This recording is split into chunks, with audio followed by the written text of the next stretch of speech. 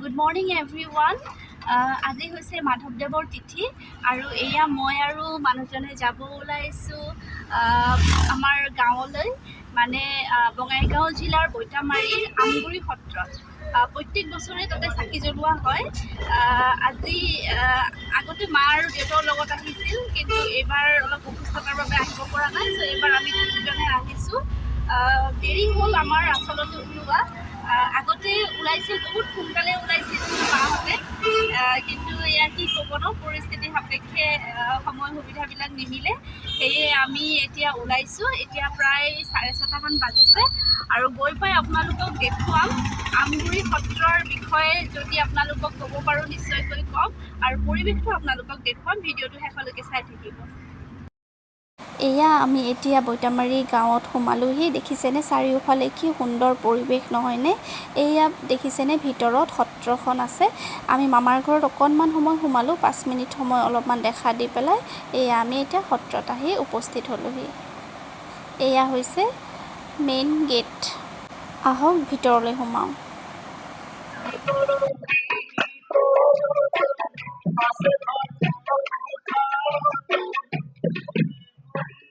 এয়া আমি আহি পালোঁ বৈতামাৰীৰ আমগুৰিত থকা শ্ৰী শ্ৰী মাধৱদেৱ সত্ৰ। সঁচাই ইমান ভাল লাগিছে, এটা পবিত্ৰ এটা দিনত আজি মই আৰু মানুহজনে দুয়োজনে আহিলোঁ। ভাবিলোঁ সৰুকৈ এটা পৰিৱেশ আপোনালোকক দেখুৱাই দিওঁ। যদি কোনোবাই অহা নাই আপোনালোকে নিশ্চয়কৈ আহিব। এয়া হৈছে মেইন গেটখন, আৰু এয়া স্থাপিত হৈছিল অসমীয়াৰ 1486 শকত, আৰু ইংৰাজীত যদি ক'বলৈ বিচাৰোঁ তেনেহ'লে 1565 চনত স্থাপিত হৈছিল। খুবেই ভাল লাগিছে, আৰু বলক আপোনালোকক ভিতৰৰ পৰিৱেশখিনি দেখুৱাই দিওঁ। আহক। এয়া মেইন গেট হৈছে, আৰু সেইফালেও আৰু এটা গেট আছে, আমি সেইফালেদি সোমাম। বহুতো মানুহৰ সমাগম হৈছে আজি। সঁচাই ইমান ধুনীয়া এটা পৰিৱেশ। আজি মাধৱদেৱৰ তিথি, আৰু চাকি বন্তি সকলোৱে জ্বলাই, প্ৰসাদ দিয়ে, নাম কীৰ্তন হয়, খুব ভাল লাগে।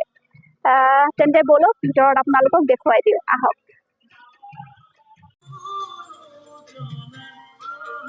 এয়া মানুহজন আৰু মই। এইবাৰ আমি সত্ৰৰ ভিতৰত সোমাম আৰু বাহিৰৰ পৰিৱেশটো আপোনালোকক দেখুৱাই দিছোঁ। চাওকচোন ইমান ধুনীয়া এক পৰিৱেশ নহয়নে?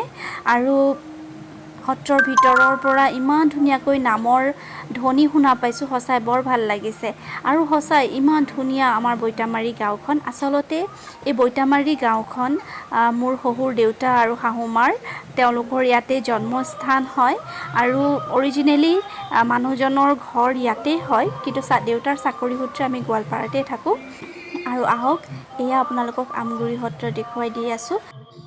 ইয়াতে কেৱল বৈতামাৰী গাঁৱৰ মানুহেই যে আহে এনেকুৱা নহয়, বহুতো দূৰ দূৰণিৰ মানুহ ইয়ালৈ আহে আৰু বহুত জাগ্ৰত হয়। ইয়াতে আহি যদি আমি কিবা মনৰ কামনা কৰোঁ তেনেহ'লে সেই মনোকামনা পূৰ্ণ হয় বুলি এক লোকবিশ্বাস আছে। আৰু এয়া ভিতৰৰ ভাগখিনিত সকলো মানুহেই ইয়াতে আহিছে, চাকি বন্তি জ্বলাইছে। আৰু মই শুনামতে মাধৱদেৱৰ তিথিত একেবাৰে ৰাতিপুৱাতে বহুত মানুহে আহে, ৰাতিপুৱাৰ পৰাই চাকি জ্বলায়, মানে 4টা-5টা বজাৰ পৰা ইয়াতে চাকি বন্তি জ্বলোৱা আৰম্ভ কৰে। এয়া মোৰ কাষত যে আছে, এয়া হৈছে মাহী, আমাৰ মানুহজনৰ ফালৰ, আৰু থিয় হৈ থকাজন হৈছে মহা, আৰু আমি একেলগতে ইয়াতে চাকিগছ জ্বলাইছোঁ। আৰু এইখিনি আপোনালোকক দেখুৱাই আছোঁ সত্ৰৰ বাহিৰৰ যিখিনি ৱালত ইমান ধুনীয়াকৈ কাৰুকাৰ্য কৰা আছে, আৰু আমাৰ শ্ৰী শ্ৰী মাধৱদেৱ বিৰচিত নামঘোষাৰ বহুতো ছন্দ ওপৰত লিখা আছে, আৰু ইমান ভাল লাগিছে। চাওকচোন ইমান ধুনীয়া এক কাৰুকাৰ্য। ইয়াতে বলৰাম, মথুৰা, বিজয়, কৃষ্ণ ৰাসলীলা, এনেদৰে বহুত চিত্ৰ অংকন কৰা হৈছে। সঁচাই ইমান ভাল লাগিছে। চাৰিওফালে আপোনালোকক এবাৰ দেখুৱাই দিছোঁ, আৰু চাৰিওফালৰ পৰিৱেশ দেখিছেনে ইমান ধুনীয়া কৰি আছে। আৰু এয়া দেখিছেনে নামঘোষাৰ কিছু ছন্দ ওপৰত সুন্দৰকৈ লিখি দিছে, আৰু ইফালে এজন ল'ৰাই নাগাৰা বজাই আছে। খুব ধুনীয়া এক পৰিৱেশ। আপোনালোকে যদি কোনোবাই অহা নাই তেনেহ'লে এবাৰ ইয়ালৈ আহিব। আৰু এয়া হৈছে বঙাইগাঁও জিলাৰ বৈতামাৰীৰ আমগুৰি সত্ৰ।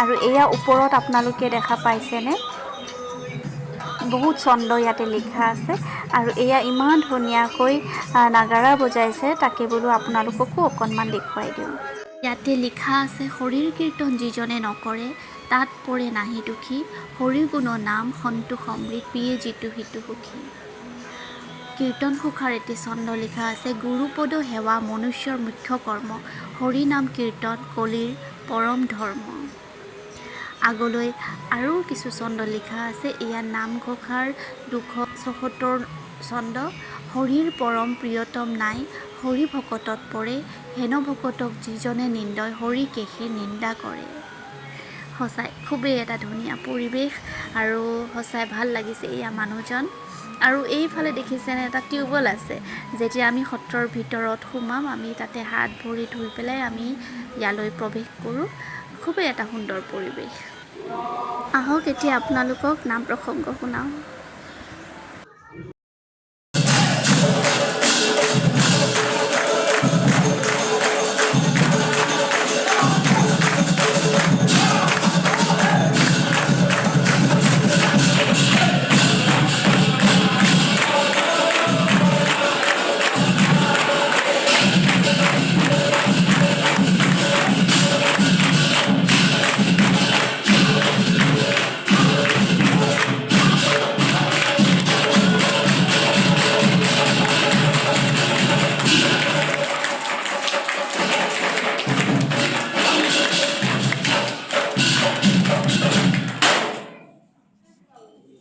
সেইখিনিতে নাম শেষ হ'ল ইয়াৰে আগতে মহিলাৰ নামো হৈ গৈছিল সেইখিনি ভিডিঅ' ক্লিপ কৰা নহ'ল আৰু এতিয়া সকলোৱে একেলগতে আমি সেৱা ল'লোঁ আৰু তাৰে পিছত আমাক প্ৰসাদো খাব দিলে